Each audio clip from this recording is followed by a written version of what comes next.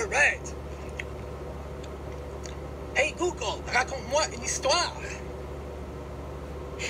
J'ai des faits insolites et des histoires inventées. Que préférez-vous? Des histoires inventées. M'en va vous conter l'histoire 100% vraie d'un bleuet du lac Saint-Jean. Ce bleuet était tellement gros qu'il a fallu le cueillir avec une grue. On aurait bien voulu en faire une tarte, mais il ne rentrait pas dans le four. Alors on en a fait un 5,5 chauffe et meublé. Alright. Hey Google, raconte-moi l'histoire de Guy Lafleur. Cela semble un sujet intéressant. Que voulez-vous savoir sur Guy Lafleur? Toute sa carrière. Selon Wikipédia, il connaît une carrière de 17 saisons dans la Ligue nationale de hockey. Il joue de 1971 à 1991 en passant 14 saisons avec les Canadiens, suivi d'une retraite pendant 3 saisons et d'un retour pendant une saison avec les Rangers de New York et 2 avec les Nordiques de Québec. Yeah! Hey Google, merci! Ça fait plaisir. Hey Google, chante-moi une chanson. Joyeux anniversaire, joyeux anniversaire, joyeux anniversaire de la part de Google. Joyeux anniversaire. Yeah! Yes! Alexa, raconte-moi l'histoire de Guy Lafleur. Non.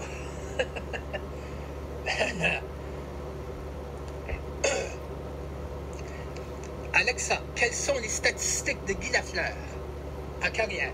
Pendant sa carrière, Guy Lafleur a inscrit 560 buts et réalisé 793 passes décisives avec les Canadiens de Montréal, les Rangers de New York et les Bulldogs de Québec. Lorsque Lafleur était sur la glace, son équipe était plus 453 en moyenne face à l'adversaire. Les Bulldogs de Québec? Non, c'est les Nordiques de Québec. News, maintenant, aujourd'hui sur Apple News, le masque reste obligatoire. Le président de la FTQ Construction démissionne. Et un convoi de motards à Ottawa ce week-end. Yes, so that was the Quebec Remparts, and you know, and the Nordiques, Guy Lafleur. Hey. Alexa, raconte-moi une blague. Quel est le plat préféré des vampires? Le croque-monsieur.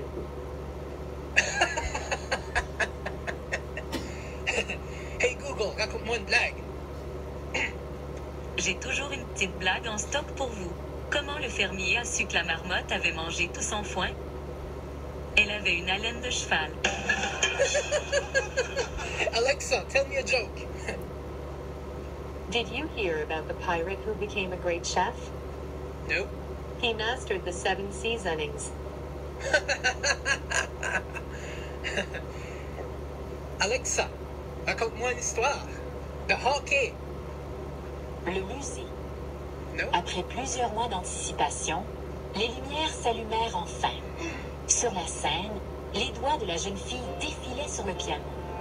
Son cœur battait. Elle sentait plusieurs regards sur elle. Après avoir terminé un premier morceau, elle se risqua à faire pivoter son tabouret vers la salle. « Ouh !» s'exclama-t-elle en découvrant ses spectateurs. Leurs visages étaient couverts par des masques et ils se tenaient dispersés dans la salle jaune du musée qui avait été plongée dans l'obscurité durant la fermeture de l'établissement. Au même moment, dans un autre tableau un peu plus loin, un journal se mit à bouger. C'était celui du lecteur. « Formidable !» s'exclama-t-il. « Enfin du monde !» L'homme derrière la gazette avait du mal à tenir sur sa chaise tant il était heureux. « Je ne connais rien de plus désolant que de faire semblant de lire pour un public absent, » conclut-il. À l'autre bout de la salle, une fillette s'arrêta d'un coup devant le cheval hennissant, un tableau qui représentait un cheval en mouvement. Il était si beau, son regard si perçant, que la petite fille était subjuguée. Quel regard pétillant! pensa le cheval qui retrouva à l'instant toute la puissance de son hennissement. Oh, ça fait plaisir, se dit-il soulagé de se sentir à nouveau vivant.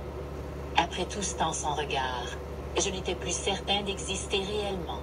Maman, maman, je l'ai vu hennir. Je t'assure que c'est vrai, s'exclama la fillette. Tandis qu'elle entraînait sa fille vers la sortie, la mère jeta un œil par-dessus son épaule en pensant qu'elle n'avait pas tort. Ces peintures semblent particulièrement vivantes, observa-t-elle. Yeah.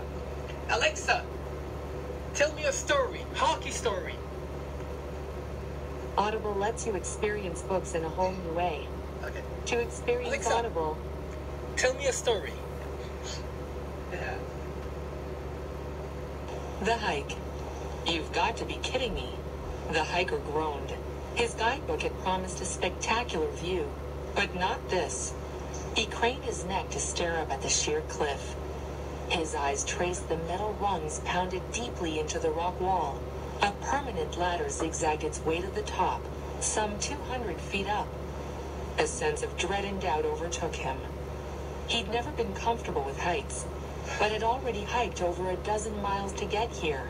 He thought about turning back, but it was nearing sunset, and the trail map showed the fastest way to his car was up.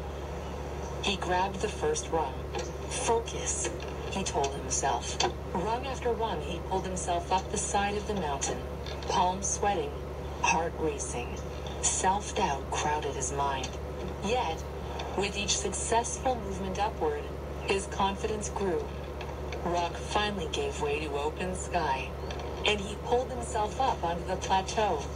He turned and looked out beyond the cliff. The breeze blowing against the back of his neck cooled him as he filled his lungs with deep, hard-earned gulps of air. With the sun disappearing into the sea and the rock wall falling away beneath him, he felt as limitless as sky. Woo! Yeah. Alexa.